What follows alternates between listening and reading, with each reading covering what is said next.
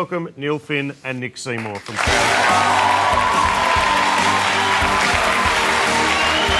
you, mate.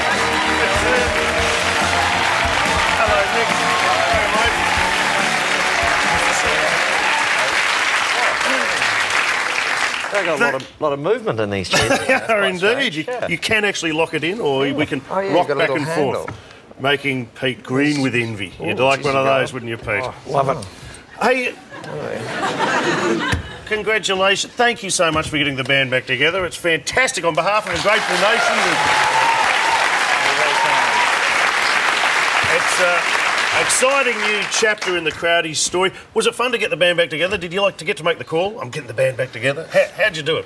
Oh, I got to make that call. Well, with Nick, it was like, shall we get the band back together, which is subtly different. You know, like instead of with Mark Hart, once we'd kind of worked out that we both had the will and the heart for it, we rang Mark Hart and had that exact conversation with him. Then it was a mission from God. Yeah.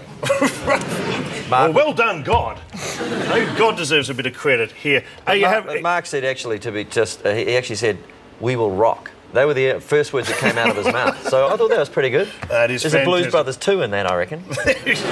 You're right, indeed. And how's the new boy? How's Matt going? Are you fitting in nicely?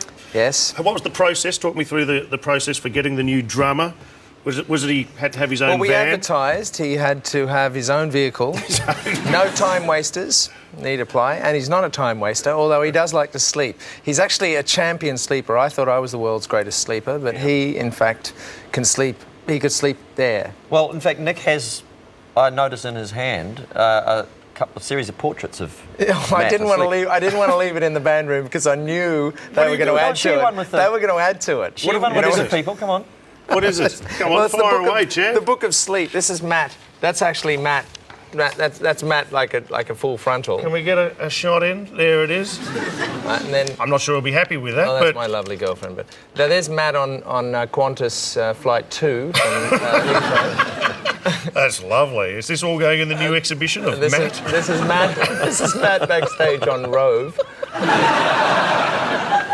Backstage, mind. Oh, that is fantastic. It looks like you could be a... There's Matt. It looks like you're sitting on his... actually Dee, our tour manager, backstage 5 minutes ago. You would make a fantastic courtroom artist. This is the Book of Sleep. There it is. Well, we hope there's a fine contribution. Yeah, and Liam, your son is playing with the band at the moment. Is he a permanent fixture, or is he just helping you out on this leg? Is he? Oh, it's just a joy to have him there. He was available to play acoustic guitar and do some harmonies that he had done on the record, and we snapped him up because he's actually got his own record coming out very soon called I'll Be Lightning, out later this month. Well and we're going to lose him. www. We're going to lose him, so it's really great for us to have him out here, and he's doing a fine job. You obviously, because you play a lot with your brother, now you play with your son, and of course Nick, you with And your himself. brother. I'm sorry. I thought that's where you were going. You don't have to work blue, Mick. And with your brother, have you ever played together? Well, in the metaphorical sense. No, that wasn't my question. No, have you played in a band together, Nick? Come on. We toured together years ago. Yeah. We did it. Mark had a record out. He's got another record coming out very shortly, a solo album. And Did you play on it? I did play on it, actually, yeah. Well- And but he hasn't asked me to tour it with him. Oh, okay. Because he knows he'd have to pay me. It'll be a bit quiet at your place around Christmas time, I'm guessing. I was speaking to Liam backstage. He said to ask you about your faux pas at Hyde Park. Was that on a recent tour? Is that anything springing to mind? Are we talking about the signing? Yeah, I believe so. They've begun this very commonplace now in England to have signing on both TV and also rock concerts, which was new to me. I'd never struck that before, but they have these guys and girls, and they while they're doing the signing, yes, on the side of stage, all the lyrics for the hearing impaired down the front at a rock concert, they do these little dance moves and stuff, and I just didn't quite twig at all. I was in my sort of dream state, being on the Yes. on stage. I looked across to the sky and he's doing all these moves. I said, "Who are you?" And I thought he was a security guy just really getting into it. Because he's also signing the dialogue between the actual songs. So not only is he doing the lyrics but he's actually doing. So who are you? and so he comes back with, "Are you?" And I'm sort of giving him a bit of shit for about the first 5 songs, and I suddenly realise what's going on about, halfway through Fall at Your Feet. So about the 4th line of Fall at Your Feet is like, whenever fuck!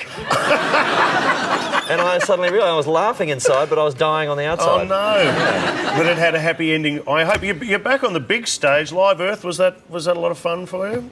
It actually was really great. It was actually, You're drifting, Nick. He's drifting. You in that concert, did the lights go out or something? Did you play in darkness? We played in. Well, we thought we were in darkness, but apparently the video screens were really happening. You know, they've got the low light facility, so we went completely. But all the lights went out. You know what happened? What? They forgot to put petrol in the generator.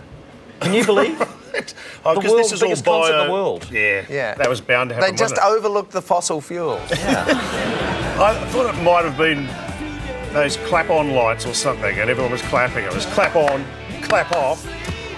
There it is. Look, I did it. And it was quite magical. And then, of course, We didn't need the lights though, and it actually proves really rock concerts don't need lights because people sang and they got into it. had to be shithouse for the bloke signing, wouldn't it? Because he'd have no hope. He'd have absolutely no hope. True, yeah. There you are on the world stage at a massive moment, and then we can go down and see you on a Monday night like we did this week at the Corner Hotel, which was a Now, fantastic... keeping it real, Mick. Keeping it real. Well, it was real, very real for the first couple of songs. Liam saved your ass. You two were faffing about out the front, and if Liam hadn't got it all together, well, it was... What's going on with you and Liam? What's happening? I don't know. It's been feeling me. Check it out. We're being watched by Liam over there. He got the gig together for a while. Do you like going back into that smaller arrangement? Because the warmth that was radiated into that room was quite extraordinary. You were just standing in front of this room full of people who dearly love you, and I can only imagine what that would be like. They're beautiful people. Is that just a load of fun? It was, yeah. It was tremendous to be able to play a full set. Like, we've been doing all these short sets, you know, like Live Earth is 45 minutes, I think, and we were able to play for 2 hours. A sprawling affair, you know, a bit of jamming. We were able to include a few other songs. Red Sails in the Sunset got a nod, I think. Havana Gila at some point we found ourselves playing. It was fantastic. You're right. And when you see them all backed up like that, it's just an incredible piece of songwriting. You're just an amazing songwriter. Paul Hester told me once, and you can tell me if this is true, that you were at a gig and he went backstage and found Sting rifling through your songbook.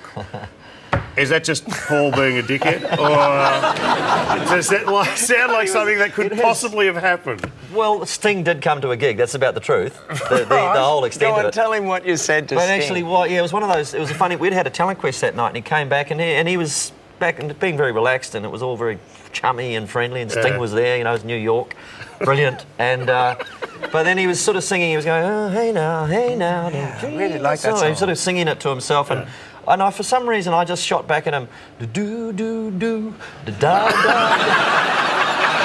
And it was one of those faux pas moments, like the signing, you know. I thought it was so cool. And yet he was like agonised by it after. I can't believe I said that. Well, you said that. It's The memories are shot.